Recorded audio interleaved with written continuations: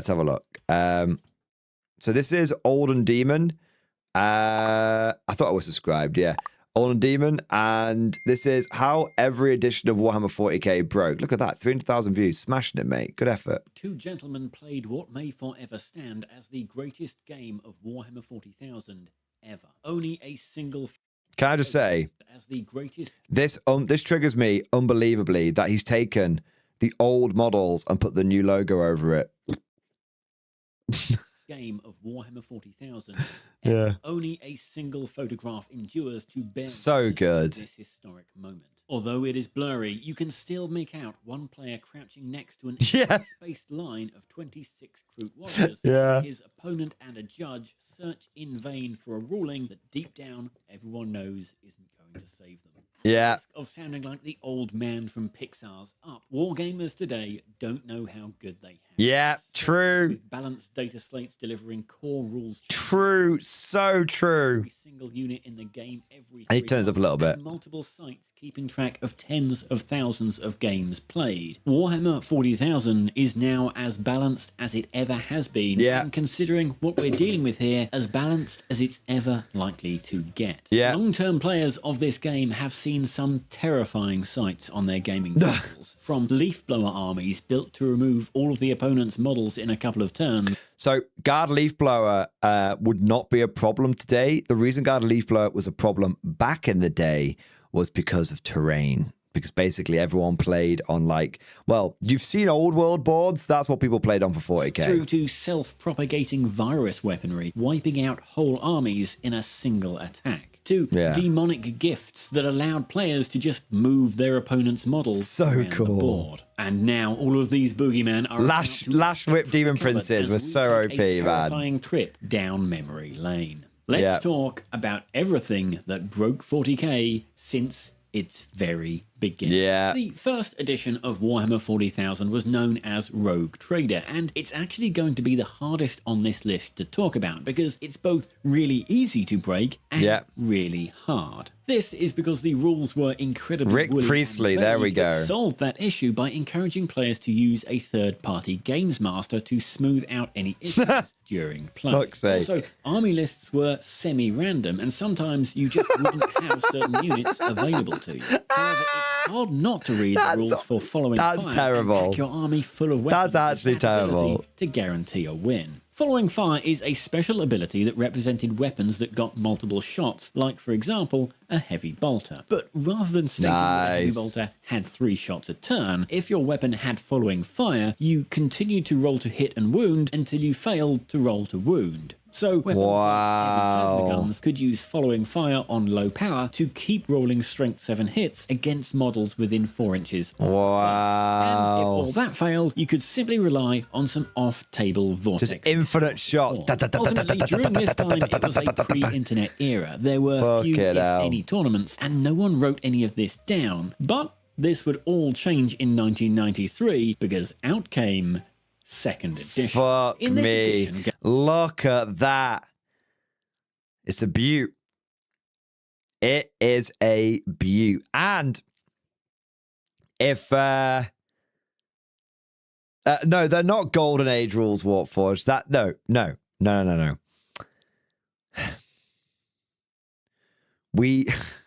Not everything in the past is good. Okay. Warhammer 40k. You can write good rules which are powerful and balanced. Look at Conflict 47. Now, when it comes to fighting crime, this box is amazing. I had this box as a kid. I had the Orcs and the Gretchen. My brother had the Blood Angels. This is where it all started for us. If rumors are to be believed, Games Workshop is going to be making 11th edition inspired by this. On the one hand, that's really fucking cool. On the other hand, is there nothing they won't fucking raise from the dead? They won't necromorph. They're going to necromorph second edition. But overall, I think it's a positive thing. I'm only teasing. Games started to get more formalized. It's nothing sacred. Hey, if they bring back the fucking paper terrain, then it'll be all right, man. And no need for a third party to act as an umpire mid-game. A player wishing to abuse the rules had a banquet of options alone.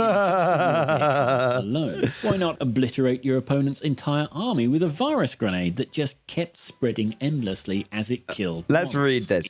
Let's 1 minute. Individual virus grenade. The virus grenade contains a lethal genetically tailored virus determine where the grenade hits as normal and place a 2-inch blast marker. Everything on the blast marker is killed on a D6 roll of 3 or more, unless protected by sealed armor, Space Marines, Asset Warriors, and closed vehicles. Protected troops survive automatically. Do not remove models killed straight away. Instead, lie the model down and test to see if the mutating virus spreads to nearby troops. Roll a D6 to establish the contact range in inches for the virus. Any normally vulnerable model within contact range of the victim is killed on a roll of 4, 5, or 6. Every time a model is killed, roll for the contact range for that model and work out if the models within this range are killed. Once there are no more victims in the contact range, the virus is mutated into a safe form and there is no further effect. So yeah, if you have everyone bunched up, they'll die. But if you spread out a little bit, you should be okay. Yeah. It just kept spreading endlessly as it killed models. Individual characters could be pumped to the gills with combat drugs, and if you didn't want to face them, just use they never bring to turn your leader. They never bring combat drugs back now. Replace opponents' models with polymorphine and then jump out to deliver the killing blow in combat, or with the famous instant death vortex grenade. Yeah. Meanwhile, regular units produced devastating enough effects by themselves. Orc pulsar rockets could cause entire sections of the opposing army to be completely paralyzed. Meanwhile, the only thing ever fixed via balance patch was the removal of the virus outbreak strategy card that could be randomly dealt to play. The dormant virus becomes active. You may play this card at any time. Play the virus counter on the table. Any monster 2 inches of it are affected by it, as if a virus grenade had detonated that spot. Players at the start of the game. If you want to know what the most powerful army was, I would make a decent case for the Elder Army in White Dwarf 196. Of course. This battle report pitted the winner of that year's Warhammer 40,000 Players Tournament against the winner of that year's Warhammer... The dead eyes. Blank eyes.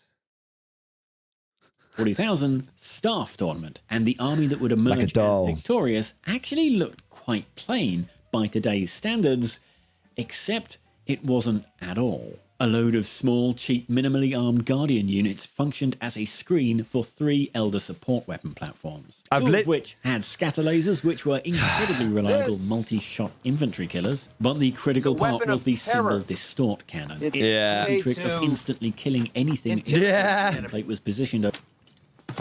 This is a weapon of war. You just instantly destroyed them, man. 66% of the time, and usually crippling anything else by destroying somewhere else on the battlefield, was typically balanced by it being inaccurate. D-weapons. A Farseer cast the psychic power guide. Yeah. You see, this Elder have always been broken. Guide which just provided rerolls. They've always been broken. Original recipe, full fat artificial colours that will mess with your kids' lives guide. This weapon could fire again a second time. Except this time, it doubled its range and also hit automatically. Oh Effectively, my God. this meant it hard countered any armoured vehicles on the other side of the board. My poor boy. Combat in this army was handled by the Elder Phoenix Lord Janzar, who in this edition was the single most powerful unit for their points in the entire game. Nice. Able to simply paralyze and kill almost anything that wandered into her 18-inch charge range. Even the winner's opponent, another tournament winner, couldn't overcome this onslaught. Demon Thought, Farseer Widdicombe attempts to locate the threads of fate that will ensure him victory and one of the greatest second half comebacks in history. With an Elder army, with first turn advantage, and a strategy card that allowed them to literally bring a unit back from the dead. This is Elder on Elder, yeah. Elder, and bring on the next edition. Also, score 1 for my Ko-fi subscribers. The gold tier members get their name and I have no idea what Ko-fi is. Person could actually play. The rulebook contained all the points and rules for every unit in the game at that. What a starter set.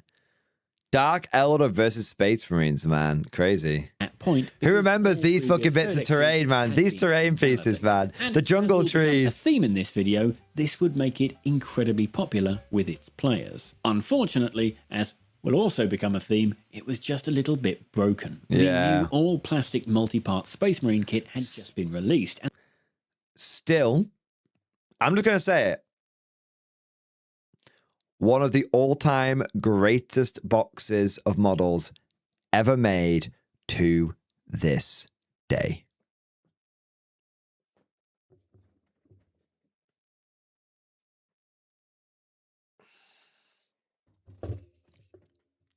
To this day, I'm just going to say it.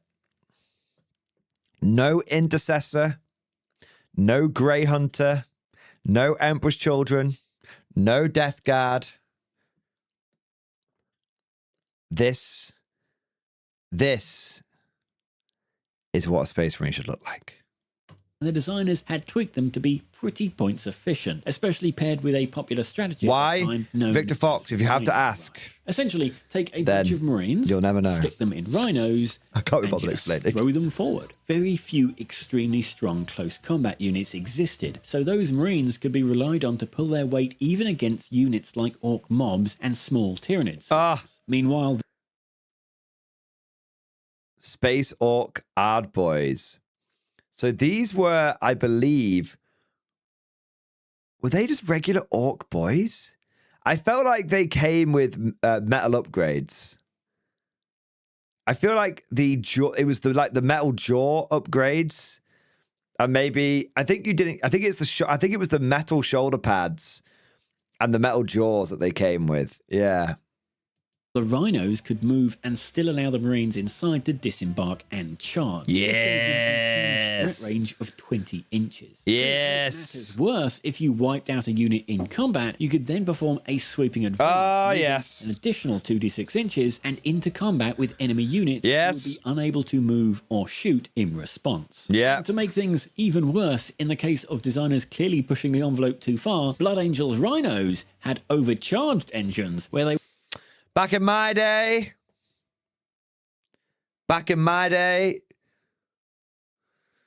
you would lose an entire flank to a single 5-man squad of Khorne berserkers. You greenhorns with your Cadian shock troops, your plastic deathcore of Krieg, you don't know how good you've got it. Can only blood surge once. Can't consolidate into a fresh unit and fight that turn. Ha! Ha! They used to charge, hit your lines, kill the unit, consolidate 2d6 into another unit and fight that one. And it would keep going. And it would keep going until either they were dead, everything of yours was dead, or they just didn't make it into combat with another unit. This is why things like close order drill was so mandatory in the Guard. Because it meant you got +1 initiative, which meant you got to fight at the same time as Marines. Which meant that you actually got a chance. You actually got a chance to strike before you died. Spacing was important. Very, very important. would move an extra 6 inches on a roll of 2 or more. Nice. And Blood Angels got an extra point of initiative on the charge, meaning that they were mostly striking first, and Blood Angels also got an extra point of strength on the charge, meaning that they could easily take out a tank. Yes, but it is important to note that in the Blood Angel Codex, there was a random rule. There was a rule called Death Company where you had to roll a dice for each model in your army. And if it rolled badly, it was then removed from the squad and added to a Death Company squad. And the Death Company squad basically had frenzy and had to run at the enemy without hesitating. And so you could be like, okay, I built this tactical squad with a heavy bolter and a plasma gun. This is going to be a really good fire base. And then your heavy bolter guy succumbs to the Black Rage and he gets taken out of that squad and put into the Death Company squad. And so now your heavy bolter guy, who's really not designed for close combat, is like, "Rah! Horus! Horus!" And he's just like running at the enemy. So well done. You paid like 20 points for heavy bolter. Wasn't going to do anything. It was great. In combat, armor, and Blood Angel Death Company had an additional 4+ feel no pain save. Oh, yeah. And the Death Company unit. But Death Company, but feel no pain could be negated. So if your strength was double their toughness, they didn't get a feel no pain. So if you hit them with a strength 8 battle cannon, they couldn't take their feel no pain saves. So feel no pain couldn't be used against instant death. Got larger before the game as some of the Blood Angels army succumbed to the Black Rage and got added into it, potentially allowing the whole army to start the game in one massive unit. The winner of... Fair and balanced. A sensible policy for a stronger wargaming community. 1999's Grand Tournament looked like this. A fully stocked Rhino to tie units up on turn 1 and a bunch of jump pack troops ready to jump in on turn 2. Luckily, the following looks year cool as fuck. came Codex Craftweld Elder, which gave the already strong Elder army access to Seer Councils, units of I Farseers remember. and Warlocks who had re-rollable invulnerable saves and could be supplied with literally infinite warlocks. This, backed up with Wraith Lords, a cheap monstrous creature immune 4+ to rerollable invulnerable saves. 5+, Or cheap 3+ even. and Black Guardian units with star cannons and units of War Walkers to eliminate enemies from range would reign supreme for a small while. In 2002, Chaos got a second Codex edition, which allowed... This A weapon of terror. It's is the made to greatest... intimidate The enemy. greatest Space Marine, Chaos Space This Marine Codex ever It's a written weapon of of war. all It's time. made to kill your enemy. It has never, ever been beaten to this day. a Chaos player to take an Iron Warriors army, which traded 2 fast attack slots for a heavy support. Yes. You then filled these 4 slots with multiple units of Obliterators, a unit that could pick one of many weapons to manifest each turn. Yep, as well that's as right. Vindicators or Basilisks or Defilers. So the way that Obliterators used to work is they didn't have like flesh metal weapons that were like a generic profile. Each Obliterators could manifest assault cannons, las cannons, plasma cannons, or heavy bolters. And each turn you just said what each Obliterator was going to have. So it's like, oh, there's an enemy tank over there. Yeah, my Obliterators will manifest las cannons. By the way, they picked this each turn, and they didn't need to all pick the same weapon. So it's like, you know what? I'll go for 2 las cannons and a heavy bolter. Yeah. Yeah.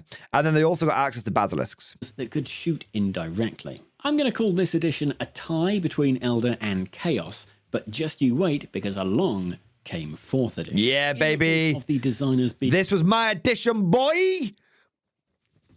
I'm not really making the wrist flicky noise, but this is my edition, boy. There we go. being 2 Third, to the party. going into 4th fourth. edition officially 4th was my fixed the main rules one. on combats and transport vehicles. 4th was my Only main Land one. Raiders and open top I played vehicles let their 3rd, squads but disembark 4th was my combat. fave. And you could no longer just sweeping advance an opposing army away. Boo! So the idea became, Boo! I mean, it was better for me as a guard player. It was better for me as a guard player, but also it was way less. You know, it wasn't the same. You know. Yeah, it wasn't the same. move forward, get out, and shoot. Elder were particularly good at this, having Falcons and Waves. Have you noticed how Eldar were broken in 2nd, broken in 3rd, and are getting a mention in 4th? Eldar have always been broken. Serpents. Tau were inadvertently the masters of this strategy. The tactic known as Fish of Fury meant that due to the size of Tau vehicles, units could disembark from their Devilfishes, fire, and then be out of range of the opposing unit charging them in combat Indeed. the following turn. Indeed. Necrons were... I was never alright against against that, a though. bunch of destroyers, although they suffered... Fish of Fury is one of those things that people complain about like it was a really, really, really big deal. But most of the time, it wasn't. It was just more of a... It's more the meme of the outrage at this point than the actual outrage. Against armies that could bring units with a 2+ armor save to the table. Space Marine Terminators were briefly able to take 2 assault cannons per unit. The assault cannons had the rending ability to ignore toughness and armor saves. But this didn't bother the Elder and Chaos players. Can you imagine how tame does that sound now? Oh my god, they can get double assault cannon. Frankly, you could give every Terminator an assault cannon in 10th edition and people still wouldn't take them. Who are still shooting things dead from range. This was the first edition where codexes weren't invalidated. Yes! The new Elder Codex in 2006 took away a lot of their toys, like Black Guardians. Iron Warriors players braced themselves for their turn to be nerfed, and instead, they ended up getting new toys. When the Codex Chaos Space Marines was released in 2007, I feel like this was they lost the extra heavy support slot, but gained the ability to take a pair of Slaanesh Demon Princes with the power Lash of Submission. So 3.5 was the better codex, but 4th edition had the Lash Princes, but the 4th edition codex was not as good as the 5th edition, as the 3rd edition 3.5 one. This incredible power could be used to move enemy units 2d6 inches each in the psychic phase, either off of objectives before they were scored, or into the range of the flying demon princes themselves, who weren't slouches in combat. So you could, but the pain. So how it worked is you hit the enemy with the whip, and then you could pull them towards you, and then you could charge them. You're like, come here, boy. Yeah. Stop there. Like, really be like, in 2008 came 5th edition. Yeah. As was becoming clear, Games Workshop's strategy of changing the core rules of the game but keeping the codexes the same was causing problems. Because at the same time as the rules were being tightened 5th edition was good. People were finding loopholes and exploiting 5th edition was en masse thanks to a vast amount of activity on web forums. Yeah, baby. Without Warseer, baby. Regular FAQs, things as inconsequential as how you allocated wounds in a unit caused massive issues. Basically, the wound allocation system of this time take units that contained models with unique wargear combinations and separate the damage over the entire unit rather than kill off the models in order. So if you had basically, if you had a squad of 5 guys with 2 wounds each, you could put 1 wound on each model. And so you could take 5 wounds without losing a casualty, whereas by today you'd lose 2.5 models. 10 uniquely armed models, and they each had 2 wounds. You could split the incoming fire so that each model took 1 wound, and therefore no one would die until the unit took its 11th wound. Once again, trying to find a competitively balanced scenario in the rulebook was impossible, either having an instant win objective game or the hated kill points, where each unit, no matter how large or small, counted for 1 point. So ideally... So this is why 5th edition fucking sucked, and that's a controversial statement. But this is why 5th edition fucking sucked, because it moved away from... so what used to happen is, if you killed an enemy unit, you got its points value as victory points. So that way, if you're playing a 1,500 point game, both sides had 1,500 points for grabs. In 5th edition, it was like, if you kill a unit, you get 1 point. So if you kill a 5-man, if you kill a 10-man guardsman squad for like 50 points, that's 1 victory point. But if you've got like a 400-point mega death Terminator unit and I kill it, I get 1 point. Yeah, it's bollocks.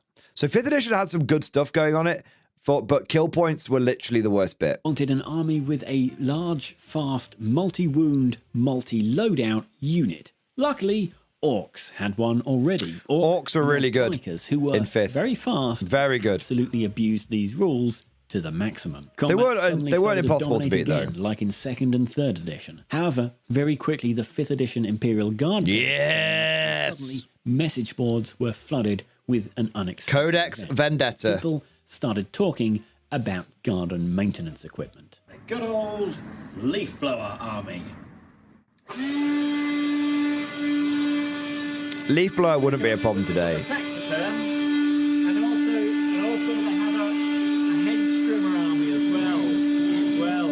Good for the tax return. Good old Warhammer teaching me how to exploit loopholes. The leaf blower was a specific build of mechanized Imperial Guard. You took 5 chimeras, then filled them with Imperial Guard squads and had their heavy specifically veterans out the roof. You then put veterans. them in a line and used them to block line of sight to 5 assorted indirectly firing artillery pieces directly behind them. Then take a couple of flying Valkyries that could drop off veteran teams with special weapons. You took Vendettas. Add in some specialists You took Vendettas. to disrupt enemy reserves and auto-fire at any deep striking units, and literally blow most armies off the board. At least in 2011, players could use the Grey Knight. So, the Imperial Guard Codex was strong, but it wasn't the problem. The problem was the fact that nobody played with any terrain and every board was basically Planet Bowling Ball. That's what the problem was. In today, if you took Leaf Blower and played it on a modern map, it wouldn't be a problem. Codex, which introduced Drago and his multi-wound Grey Knight Paladins, backed up with dreadnoughts with dual twin autocannons and Cybol ammo to hopefully chew through some of this stuff. At this time, Grey Knights were way worse. Conga line photo taken Grey Knights are way worse. European team championship. Who remembers Plasma Siphon? Germany. The story behind it is that the Tau player Plasma Siphon Paladins, man. His Kroot squad was infiltrating. At this time, a player could put their entire army in reserve, so the White Scars player took this option to allow him to essentially redeploy on turn 1. So people always go on about how the White Scar guy was a dickhead because he put his entire army in reserve, but there was actually nothing wrong with that in any way, shape, or form. A great myth of this is that the White Scar player was a dickhead and the Tau player was some kind of like hero for working this out. The reality of the situation is that every game was Planet Bowling Ball, and so the White Scar player did absolutely the right thing, where he full reserved his entire army to avoid the Tau gun line. To avoid the Tau gun line. So it was actually a totally valid and sound tactic, taking into account the terrain of the day. And it's been twisted.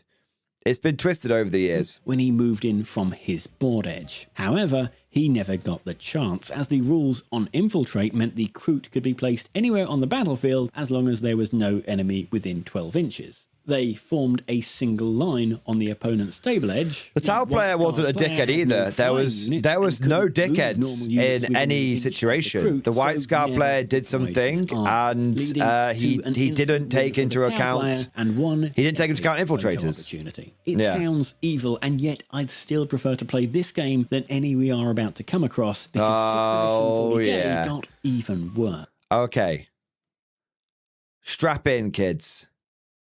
Because this shit almost caused GW to go out of business, and that is not an exaggeration. Now the problems really started. Up to now, none of the additions had been perfect at any point. You could sum them up by saying each of them was 2 steps forward and 1 step back. But in their defense, at least the most broken army in the previous editions looked like an army a normal person would This is a very good point. Naturally have in their collection. 6th edition introduced allies via the dreaded and derided allies matrix. Yeah. Tau was a thing. You take the best shooting units, pathfinders and riptides, and combine them with the best Elder Psykers and fast and powerful. And because Eldar could do guide. To score objectives. And they could guide their Tau allies. So the Tau could get affected by Eldar psychic powers. A decade-long series of players cherry-picking the best part of 2 or more separate codexes to build a list. Allies Aircraft, never work. Previously rare, Always broken. Only unit were now made in plastic and given powerful rules out of the bat. If you had one of the new codexes like Necrons, you got both powerful flyers and powerful anti-flyer weaponry. And if you didn't, you were pretty much You were shut out of luck. Because not everyone got a new codex. So you take some Immortals, you put them in a Night Scythe as a dedicated transport, and then you do that 6 more times. They were cheap, efficient, and you could also use their huge base size to simply block out areas of the battle. Yeah, I remember this, man. Even if your opponent downed one of these Night Scythes, the squad inside would be safe and placed in reserve, ready to re-enter the battle. So everyone else who had transport flyers, the transport was physically transporting the squad, right? But with Necrons, the reason theirs was broken is because they weren't actually transporting the squad. They were teleporting the squad in from reserve. So if the flyers, or if all the flyers died, it didn't matter because the reserves could still just walk on the board. Yeah. Battlefield when. And Mine Shackle Scarab's Warforged. Rick Priestley mentioned that this is the time that the sales team started to influence the game's design. Which is why we suddenly had competitive lists with sometimes 6 or more of the same models appearing in them, which was fine as long. This is when the sales team. This is when GW went from being led by game designers and hobbyists to being led by the sales team. And this is where it started, and this is where this was the first point. And obviously where we are today is getting towards the late stage of that journey that Games Workshop's been on. As long as you bought and painted 4, 5, or 6 of the exact same units. Also, remember that weird point in time when even terrain was powerful? The Aegis defense line, the original one at least, became Aegis defense line used to be great. Toke for Imperial armies, as it allowed you to give your entire army cover at the start of the game. So the Aegis defense line used to be great. It was basically pay 50 points, get the wall, and get a cover save. Now, it used to give you a 4+ cover save, but if you went to ground, which is like going down in bolt action, which you could do in 40k. Not a stratagem, you know, it was the thing every unit could do. You got a 2+ cover save. But remember, Ignored's cover would just completely wipe that out. The original model. And if you went down in your turn, if you went down in the opponent's turn, you couldn't do anything in your turn. Gave you a free quad autocannon that. Lies! It was not free. It was 50 points to the wall, 25 points for the autocannon. Could be crewed by someone in your army. The rules totally broke down as the rulebook's random mission structure had been supplanted by the fan-built Nova open tournament structure, which turned competitive 40k into a much more formalized experience, but it also meant that Games Workshop were balancing their armies on the rulebook missions, while the tournament community was playing a completely different game. To make it even worse, the core rules were pretty poor. Games Workshop was not balancing 1 minute. Games Workshop were balancing their armies. They were balancing dick. They didn't balance diddly fucking dick. All right? I don't want... You wash your mouth out, because there ain't no fucking balance going on in this edition. Missions, while the tournament community was playing a completely different game. To make it even worse, the core rules were pretty poorly written. The rules on terrain were 20 pages long, which, after only a couple of years, led to 7th edition. 7th was rushed out very quickly, so it was very similar to the previous edition. 6.5. Unfortunately, it managed to make things... It was beautiful, though. Similar to the previous edition, and unfortunately... I will say this. The 7th edition books were amazing, man. Look at that. Look at that. You got this hard... You got this box. Where's the picture of it?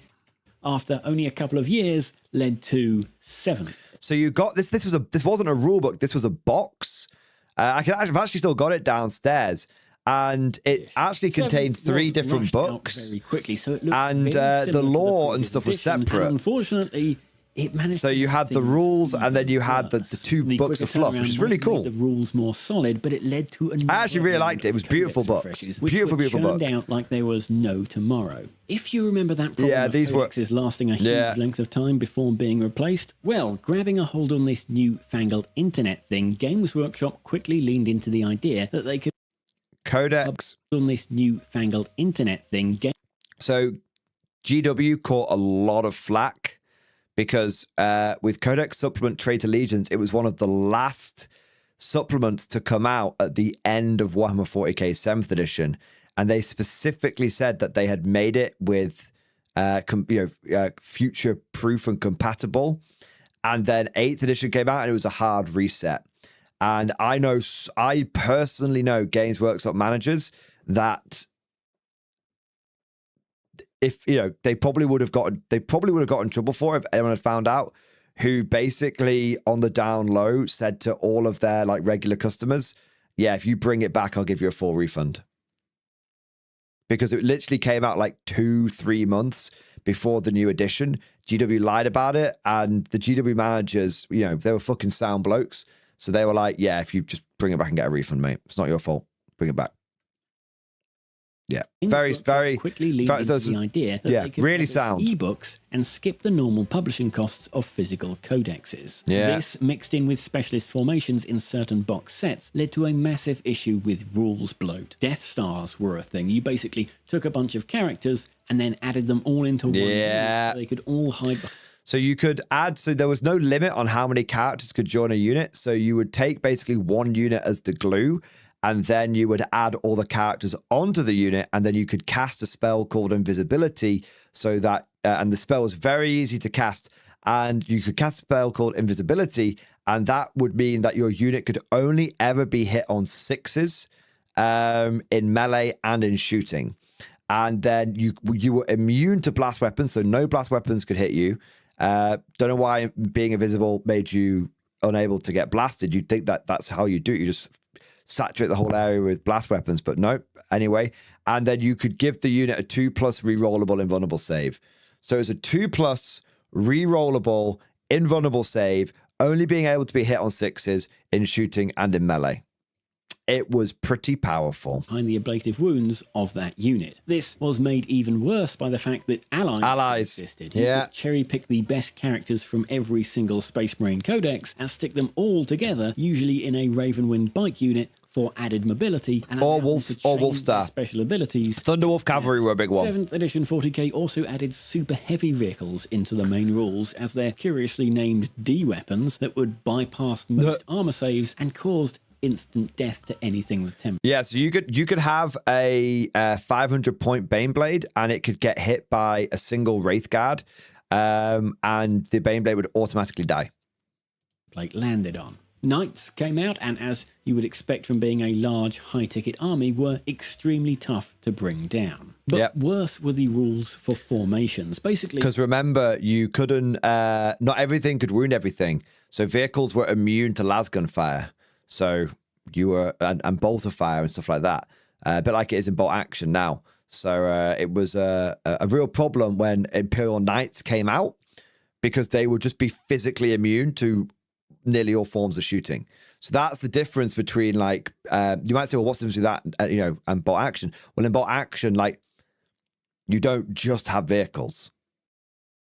Knights, the entire army was basically immune to 90% of the damage output that existed. if you built a list to a specific theme, you got an inbuilt bonus. If you took the Space Marine Gladius Strike Force formation, you could take 5 or 10 units of Marines, and as a bonus, you got free transports for all of them. That took your 2,000-point tournament army and added 700 points worth of extra equipment in it in the form of 10 free Razorbacks. And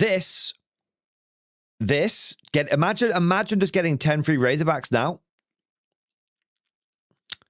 This was not even overpowered by the standards of the day. Most likely all armed with dual assault cannons. Wasn't even that bad. You could do that. I mean, it was bad. You were nuts enough to risk buying all of these extra models in the face of a sea of changing rules. By the time it was over, 7th edition had around 50 supplements. They were in that was a lot. I didn't remember. Carry them all around. I didn't remember how many there was. 50 supplements was 49 supplements too many. Luckily, around the corner was 8th edition, as well as a brand new CEO. The massive impact of 8th edition was like a...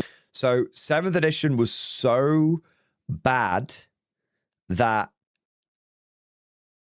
Games Workshop nearly went under. They basically had a year where they made no profit, and they changed CEO. And that's how you know when you fucked up. That's how you know when that's how you know Games Workshop knew they'd fucked up, because you don't change CEO if everything's going really well. Wave of clean water washing away the stale bed sheets of the previous mess. This was great, man. New tight 8th edition was great. 8th edition was great, and it had so many problems, but it was still great. I would still take 8th edition now. No questions asked. I'd still take 8th edition right now. 8th edition, just before Vigilus Defiant, is the best Warhammer 40k has ever been. It was the perfect confluence, the perfect meeting of Games Workshop being humble, digital updates to keep things balanced, and being fresh and interesting. You had all of the old units, so you had unbelievable unit variety, but you had new units coming out. Games Workshop didn't invalidate old shit, they just brought new shit. And then Vigilus came out, and things like the Lost and the Damned went away, Allegiance went away. It was, yeah, that's there. Yeah. stale bed sheets of the previous mess. Such a good launch box as well. New, tighter and simplified rules offered up with new army lists for every army on day one. The experience was so full on, most players were unable to really confirm how powerful everything was because the game was just so different to anything it was great before. Stratagems added an interesting twist as they added an element of player skill that meant players couldn't easily copy an army from the internet and expect to use it to simply wipe the floor with their opponents quite as easily as they could before. Naturally, there was a bedding in period where armies going first had a 60% win rate in tournaments until those players learnt the value of reserves and skirmishing screens to prevent the now much faster gameplay from leading to a turn 1 alpha strike by the and we were still on a 6x4 board, remember? By a few players to and morale was impactful. Remember, morale was impactful and we were on a 6x4 board. We were eating good, boys. We were eating good in this edition. My God. There were problems. Don't get me wrong. There were problems. But overall, we were eating good. Towns in one list quickly led to Games Workshop countering with a core rules change that is in place to this day that limited each unit to only and that was good. 3 times. This is what I mean. In fact, there were problems, but Games Workshop fixed them. Otherwise oppressive units that were overpowered. Games Workshop fixed them. Like the Primaris Executioner and Knight Castellan fixed with free rules updates. Yeah, you would expect it was great. New units to be overpowered, but this wasn't always the case. The first round of Primaris Marines were extremely weak, and players had to wait years before very reasonable Helens and Raven Guard Codex supplements pushed them into the top tier before being quickly nerfed. Tournament support was taken seriously, with factions balanced to within around 20% win rates. But inevitably, look at that, man. Factions balanced to within around. Look at that, man. I mean, it wasn't perfect, but look at how different. The Guard is still on a 42% win rate. We never change. Look, let me move my face, man. Let me move my face. 1 minute. Oh, shit. 1 minute.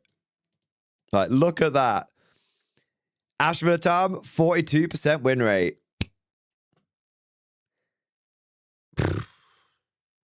You know what? Some things never change. Some things never change, boys. Some things never change. Yeah. Just still doing our bit every day. 42% every day. Never too much, never too little. Always just pootling along in the 40s. Yeah. That's it. The sacred number, 42. The sacred number started to appear. The Resin Forge World units had their own rules and weren't balanced at all like the regular game was. Some of which went on reigns of terror over the edition. And I remember these guys in their armies lists. The biggest issue was with the allies system. Allies were still a thing, but Loyal the designers 32 tried to make them harder to abuse. Eventually, Imperial players found the most efficient way to take them, which was the Loyal 32, i.e. a battalion of 2 company command. Imagine it, boys. Where the Emperor's true finest was the most powerful allied force you could bring. Where every single Imperial player was taking a platoon of guardsmen. You know what? It's actually beautiful because, of course, there'd always be a platoon of guardsmen hanging around, man. There'd always be a platoon of guard hanging around. I was never mad at the Loyal 32. I was never mad. It was totally fine. Totally fine. Yeah. And 3 10-man Imperial Guardsman units. This was the cheapest way to generate 5 command points. The loyal and only 32. cost 186 points. Its very existence meant that all Imperial armies were balanced around people taking them to boost their command points. In fact, Exactly. why not take Have the Loyal guard hold some 32, objectives. a Castellan Knight, and 3 Blood Angels commanders with jump packs, thunderhammers, and storm shields. Even after a series of nerfs, it was still an overbearing force on the tabletop, or at least it was, until a couple of years later. 9th edition was another attempt to fix issues in the... So I quite like 9th edition.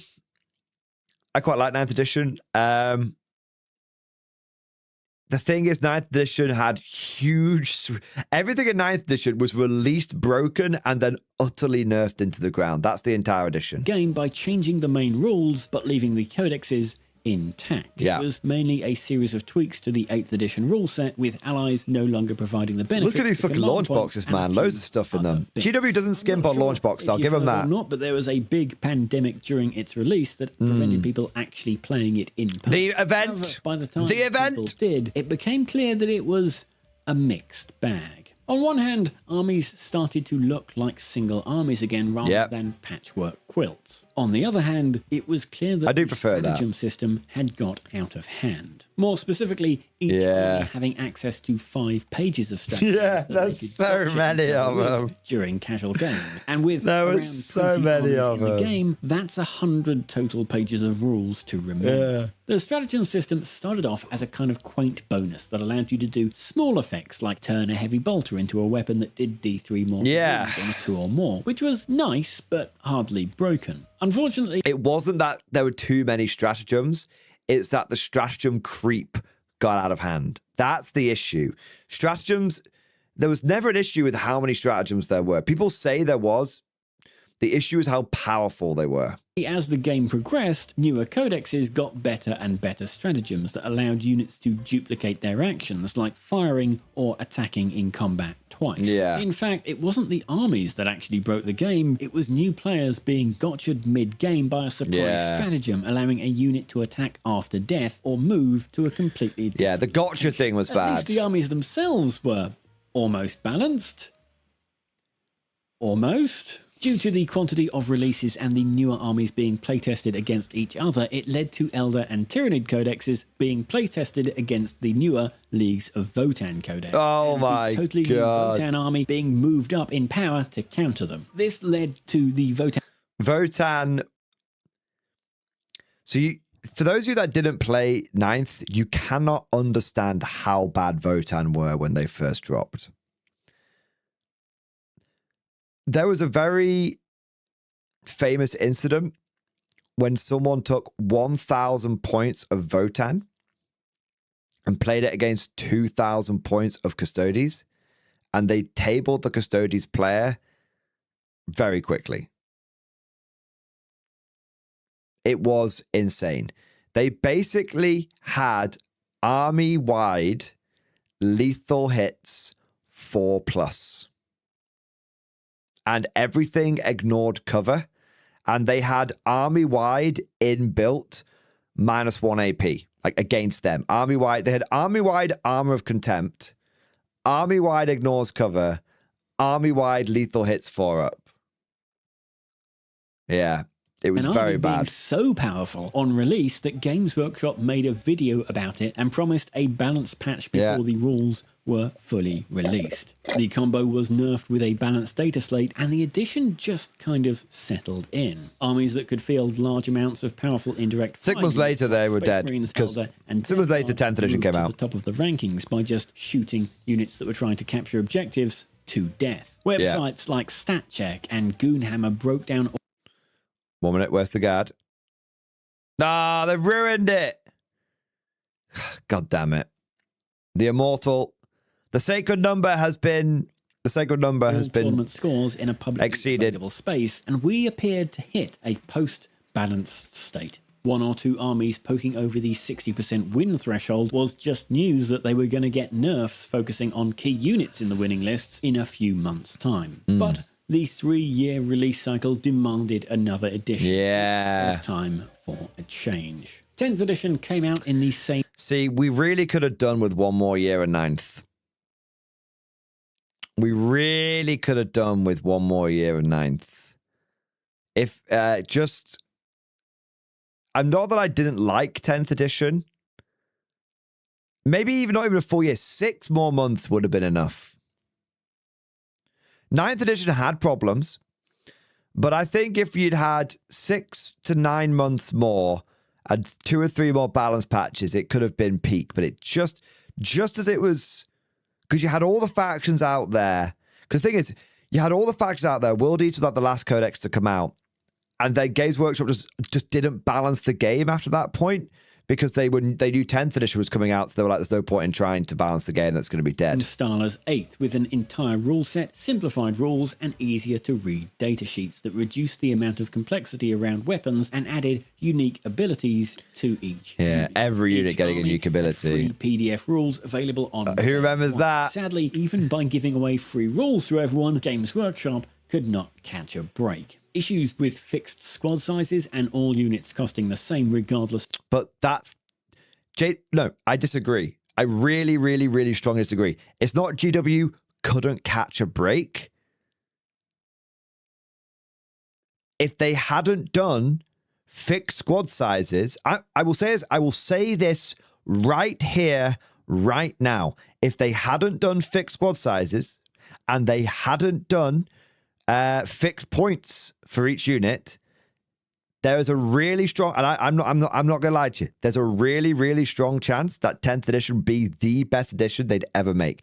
And I'm gonna say something right now. If 11th edition comes out and they bring back granular points and variable squad sizes, it will be the best edition. Even if they don't change anything else, if they just basically adapt the existing codexes for that system, if they don't do anything else, that would be the best edition we'd ever had. And then all they would need to do at that point would be to start the addition of gain. Start bringing back. Start bringing back units. That's all they need to do. And what they need to do is they need to do an old world. Okay, they need to do it. Look at Renegade Crowns. No official models exist for Renegade Crowns, but Old World has this policy where in each codex it says, "Hey, you can represent this unit using like Empire State Troops or Bretonnian Men at Arms or whatever it may be." They could bring back conscripts and then say, "You could represent this unit by using Caden Shock Troops with the upgrade kit." That's all they need to do. Take 10th edition. Granular points, variable squad sizes, and start bringing in designer note units. Basically, saying, hey, look, nod, wink, buy these models to get them. Do that. And I think you have the perfect edition from... not the perfect edition. You have the best edition we've got yet. And then... well, then we need to just start... thinking about bringing some poverty boxes in there, because Games Workshop needs to start bringing in some budget boxes. They really do. They're losing so much money. They need to be bringing things back like Snapfit conscripts, stuff like that. They need to be bringing back those poverty boxes. 100%. Yeah. Of different war gear loadouts chafed some people. However, the big issue was that players had got a lot more active when they're gaming. The miniature wargaming community had rapidly adjusted to use Tabletop Simulator on Steam over the course of the pandemic, and were now able to put their collective hive mind brain into working out what the top armies were within around 48 hours of the rules dropping. Death Guard and... But that is only possible because of the fixed squad sizes and granular points, making it too simple. Adeptus Mechanicus lack of granular were points on the bottom end, and you'll never guess who was right at the top. The Elder once again. Specifically, the Elder Wraith Knight combined with their special Fate Dice ability. Essentially, an Elder player got a special store of dice that they could roll in advance of the game and then spend other dice they rolled. I cannot say enough. I would forgive Games Workshop so much if they just brought granular points and variable squad sizes back. I'd forgive so much. To trigger its and conscripts ability, and therefore dish conscripts, variable points, unsavable mortal wounds. I'm ready to go. From then, it got even worse, because on your opponent's movement phase, you could declare Overwatch using its towering ability. And then to you see could over most use the cover, and a 6. fate dice to Yeah. substitute a 6 to automatically hit, starting the entire cycle again and ruining most enemy armies before turn 2. People threw tantrums online for the 3 months that was me existed, and all I could was do me. was sit back and laugh. That was also me. I knew of everything that had come before. The cold hard fact is that once you build a set of miniature wargaming rules and expose it to thousands and thousands of players, many of whom play it multiple times a week and many of whom play it professionally on YouTube, dominant strategy will get worked out very quickly. The moment the book is sent out to influencers, someone somewhere is now financially obligated to find the most powerful stuff.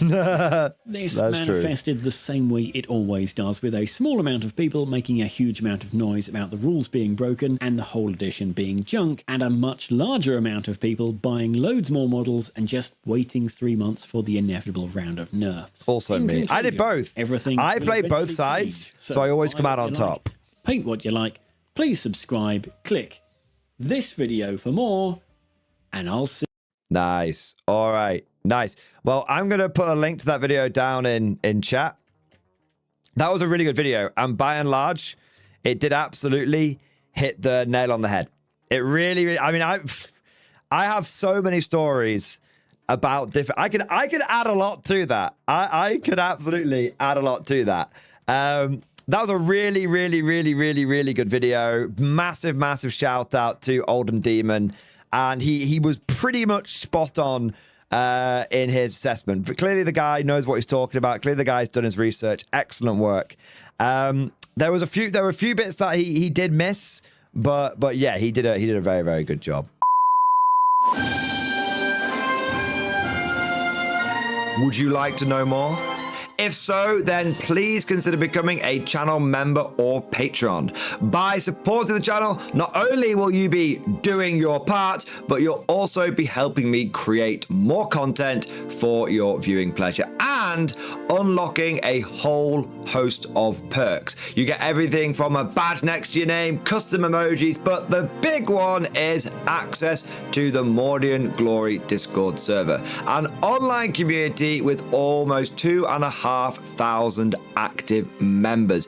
It's always popping off in the MG Discord. We've got channels for army lists, hobbying, tactics, stories, and even a pretty spicy meme section as well. For all you greenhorns that wanted to see the Mordian glory hole, today is your lucky day.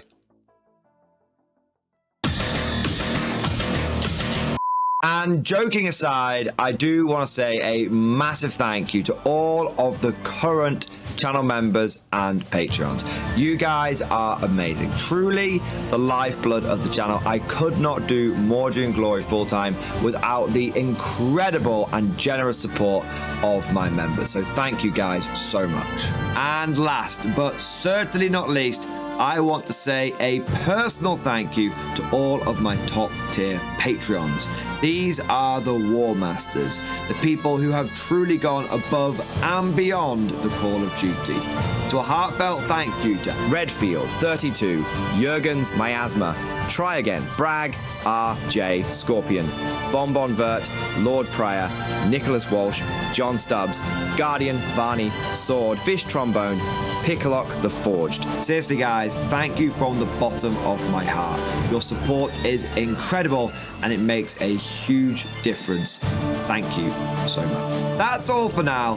Hope you've all enjoyed today's video, and of course, as always, see you guys next time.